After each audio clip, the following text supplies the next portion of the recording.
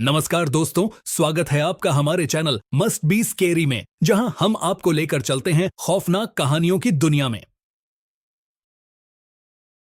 अमन एक साधारण मेहनती लड़का था, लेकिन किस्मत ने उसका साथ नहीं दिया। लाख कोशिशों के बाद भी उसे कहीं नौकरी नहीं मिल रही थी। हर दिन वह उम्मीद के साथ नए दरवाजे खटखटाता, लेकिन हर जगह से उसे मायूसी ही हाथ लगती थी। थक हार कर एक शाम वह घर लौट रहा था, जब अचानक एक बुजुर्ग आदमी ने उसे रोका। उसकी आंखों में अजीब सी चमक थी जो अमन को बेचैन कर गई। तुम्हें नौकरी की जरूरत है ना? उस बूढ़े आदमी ने सीधे सीधे पूछा। अमन हैरान रह गया कि यह आदमी उसकी परेशानियों के बारे में कैसे जानता है, लेकिन उसकी बेबसी ने उसे ज्यादा सोचने नहीं दिया और उसने बुजुर्ग की बात मान ली।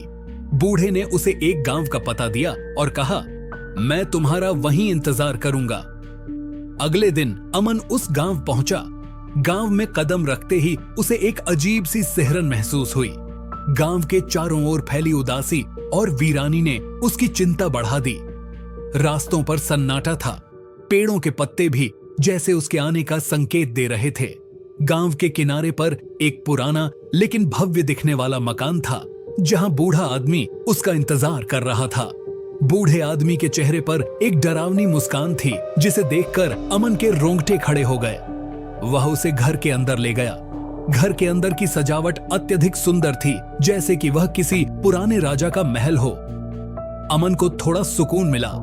तभी उसकी नजर एक बेहद खूबसूरत महिला पर पड़ी, जो उसके स्वागत के लिए खड़ी थी। अमन, तुम कैसे हो? उसने मिठास से पूछा। अमन की नजरें उसकी सुंदरता से हट ही नहीं पा रही थीं। उसने जवाब दिया, मैं ठीक हूं। महिला ने उसे बैठने को कहा और धीरे धीरे उससे बातें करने लगी। उसकी मीठी बातों ने अमन को बेहद खुश कर दिया। तभी बूढ़ा आदमी खाना लेकर आया। महिला ने कहा, आओ खाना खाते हैं। वे तीनों डाइनिंग टेबल पर बैठ गए, लेकिन अमन ने देखा कि वे दोनों लगातार उसकी तरफ घूर रहे थे, जैसे वे किसी शिकार का इंतजार कर रहे हों। अमन के मन में कुछ शंका उत्पन्न हुई। उसने पूछा, आप लोग क्यों मुझे इस तरह देख रहे हैं? महिला ने हल्के से मुस्कुराते हुए कहा, कुछ नहीं, बस तुम पहले खाओ। लेकिन बूढ़ा आदमी अचानक गुस्से में आकर बोला, खाओ। अमन को समझ में आ गया कि कुछ तो गड़बड़ है। उसने धीरे से कहा, मुझे माफ करें, लेकिन मुझे अब घर जाना चाहिए। वह खड़ा हो गया, लेकिन महिला ने उसे फिर से अपने शब्दों में जकड़ लिया।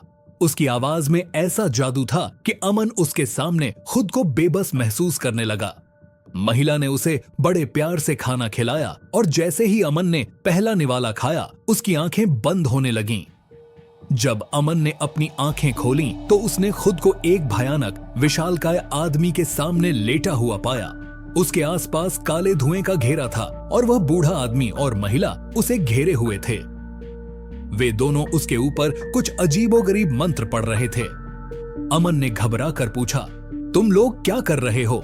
बूढ़ा आदमी हंसते हुए बोला, मैं तुम्हारी जिंदगी इस शैतान को दे रहा हूं ताकि मैं फिर से जवान हो सकूं। मैं ये 3000 साल से कर रहा हूं। फिर उसने महिला की तरफ इशारा करके कहा, ये मेरी पत्नी है। महिला ने अमन की ओर देखकर एक खौफनाक मुस्कान दी। अमन चीखने लगा, लेकिन उसकी चीखें सुनने वाला कोई नहीं था।